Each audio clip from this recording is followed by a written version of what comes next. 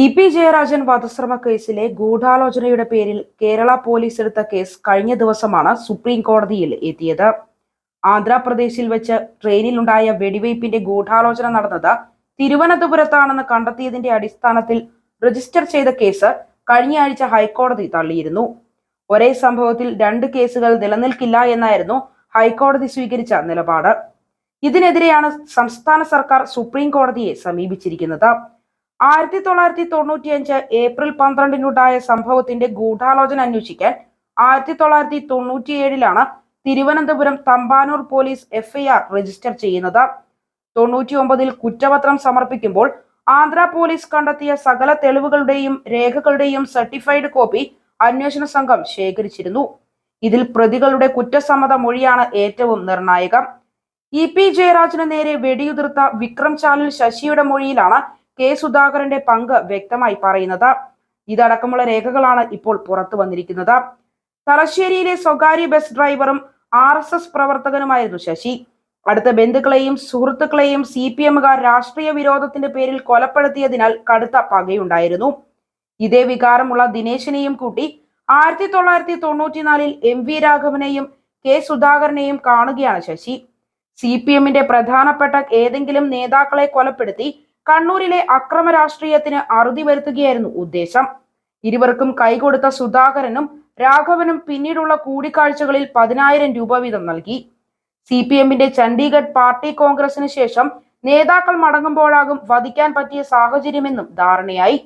പലപ്പോഴായി 4 തോക്കുകളും സംഘടിപ്പിച്ചു നൽകിയ കെ സുധാകരൻ പാർട്ടി കോൺഫറൻസ് തീരുന്നതിന് കൃത്യം ഒരാഴ്ച മുമ്പ് തലശ്ശേരിയിൽ നിന്ന് നിസാമുദ്ദീൻ എക്സ്പ്രസ് ട്രെയിനിൽ ഇരുവരെയും ഡൽഹിക്ക് അയച്ച് അവിടെ താമസ സൗകര്യവും ഒരുക്കി നൽകി. പാർട്ടി കോൺഗ്രസ് തീർന്നതു മുതൽ റെയിൽവേ റിസർവേഷൻ ചാർട്ട് നോക്കി ഇ.പി. ജയരാജനും സംഘവും മടങ്ങുന്ന ട്രെയിൻ തിരിച്ചറിഞ്ഞു. അതേ ട്രെയിൻ പുറപ്പെട്ട ശേഷം ഗാർഡ് റൂമിലേക്ക് ഓടിക്കയറിയാണ് ഇരുവരും യാത്ര തുടങ്ങിയത്. 10 മണിയോടെ സീറ്റിൽ നിന്ന് എഴുന്നേറ്റ് ജയരാജൻ മുഖം കഴുകാൻ വാഷ് ബേസിനരികിലേക്ക് എത്തുമ്പോഴാണ് ശശി 2 റൗണ്ട് വെടിയുതിർത്തത്. ശേഷം ട്രെയിനിൽ നിന്ന് ചാടി. പിന്നീട് മറ്റൊരു ട്രെയിനിൽ കയറി നാട്ടിലേക്ക് പുറപ്പെട്ട ശശിയെ മദ്രാസ് സെൻട്രൽ സ്റ്റേഷനിൽ നിന്ന് പിടികൂടിയാണ് ഈ മൊഴിയെല്ലാം രേഖപ്പെടുത്തിയത്. ട്രെയിനിൽ നിന്ന് ചാടിയതിന്റെ ഗുരുതര പരിക്കുകളോടെ മൃതപ്രാണനായാണ് വിക്രം ചാലിൽ ശശിയെ അന്ന് തന്നെ മദ്രാസ് റെയിൽവേ പോലീസിന് കിട്ടിയത്. സാക്ഷികളുടെ സാന്നിധ്യത്തിൽ ഉടനടി രേഖപ്പെടുത്തിയ മൊഴിയാണിത്. അതുകൊണ്ട് തന്നെ ഈ മൊഴിയിൽ ലവലേശം സംശയമാർക്കും ഉന്നയിക്കാൻ പഴുതില്ല. ഗൂഢാലോചനയ്ക്ക് കേസെടുത്ത കേരള പോലീസ് അല്ല, മദ്രാസ് റെയിൽവേ പോലീസ് ഇൻസ്പെക്ടർ ഹരിതീർത്ഥൻ നേരിട്ട് രേഖപ്പെടുത്തിയ മൊഴിയാണ് എന്നതിന് തെളിവായി ഒപ്പും സീലും ഈ രേഖകളിലുണ്ട്.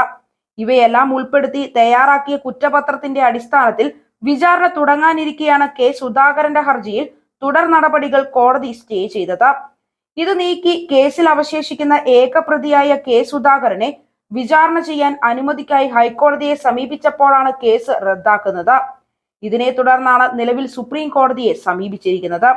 ഗൂഢാലോചനയെക്കുറിച്ചുള്ള അന്വേഷണം ആന്ധ്രയിലെ കേസിൽ നടന്നിട്ടില്ല എന്നും ഇത് പ്രത്യേകം കേസായി അന്വേഷിക്കേണ്ടതാണ് എന്നുമാണ് ഇന്നും അന്നും സംസ്ഥാന സർക്കാരിന്റെ വാദം.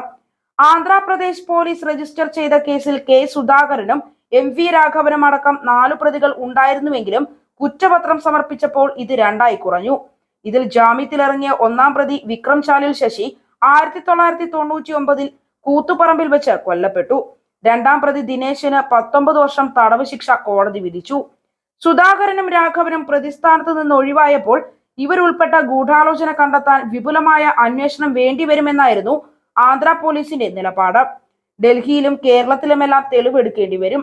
വധശ്രമത്തിൽ നേരിട്ട് പങ്കെടുത്തവരെ ചേർത്ത് ആദ്യ കുറ്റപത്രം കൊടുക്കുന്നുവെന്നായിരുന്നു അന്നത്തെ വിശദീകരണം. ഇതിൽ രാഷ്ട്രീയ ഒത്തുകളി അക്കാലം മുതലേ CPM ആരോപിക്കുന്നുമുണ്ട്. തുടർന്നാണ് തിരുവനന്തപുരത്തും കണ്ണൂരിലും ഡൽഹിയിലുമായി നടന്ന ഗൂഢാലോചനകളുടെ അന്വേഷണത്തിനായി കേരള പോലീസ് പുതിയ കേസ് രജിസ്റ്റർ ചെയ്തത്. ഇതിൽ തമ്പാനൂർ പോലീസ് കുറ്റപത്രം സമർപ്പിക്കുമ്പോൾ കേസിലാകെ 4 പ്രതികൾ ഉണ്ടായിരുന്നു. കെ സുധാകരൻ 1-ാം പ്രതിയും MV രാഘവൻ 2-ാം പ്രതിയുമായിരുന്നു. സുധാകരനെ 1997-ൽ കണ്ണൂരിൽ നിന്ന് അറസ്റ്റ് ചെയ്ത് തിരുവനന്തപുരത്ത് എത്തിച്ചുവെങ്കിലും കോടതി ജാമ്യം അനുവദിച്ചതിനാൽ ചോദ്യം ചെയ്യാനായില്ല എന്നാണ് കുറ്റപത്രത്തിൽ പറയുന്നത്. വിക്രം ചാലിൽ ശശിയും ദിനേശിനും 4-ഉം 5-ഉം പ്രതികളുമായിരുന്നു.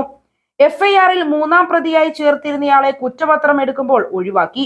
ഈ പ്രതികൾക്കെല്ലാം പിന്തുണയായി ഉണ്ടായിരുന്ന ഒരാൾ കൂടി ഉണ്ടായിരുന്നുവെങ്കിലും ആളെ തിരിച്ചറിയാനായിട്ടില്ല. പ്രതികളിൽ നിന്ന് 4 തോക്കുകൾ ആന്ധ്രാപ്രദേശ് പോലീസ് പിടികൂടിയിരുന്നു. ഇവയെല്ലാം കെ സുധാകരൻ നൽകിയതാണെന്ന് ഇരുവരും മൊഴി നൽകുകയും ചെയ്തു. തിരുവനന്തപുരത്ത് ഇവർ താമസിച്ച ശ്രീദേവി ടൂറിസ്റ്റ് ഹോമിൽ നിന്നും കെ സുധാകരൻ താമസിച്ചിരുന്ന തൈക്കാട് സർക്കാർ ഗസ്റ്റ് ഹൌസിൽ നിന്നുമുള്ള ഒക്യുപ്പൻസി രജിസ്റ്ററിൽ കോപ്പികൾ കേസിൽ തെളിവായി പോലീസ് ശേഖരിച്ചിരുന്നു. കൂടാതെ ശ്രീദേവി ടൂറിസ്റ്റ് ഹോമിൽ താമസിച്ചുകൊണ്ട് തൈക്കാട് ഗസ്റ്റ് ഹൌസിലേക്ക് ഇവർ വിളിച്ചതും തിരിച്ചു വിളിച്ചതുമായ ഫോൺ കോളുകളുടെ പട്ടികയും കുറ്റപത്രത്തിനോടൊപ്പം ഉണ്ട്.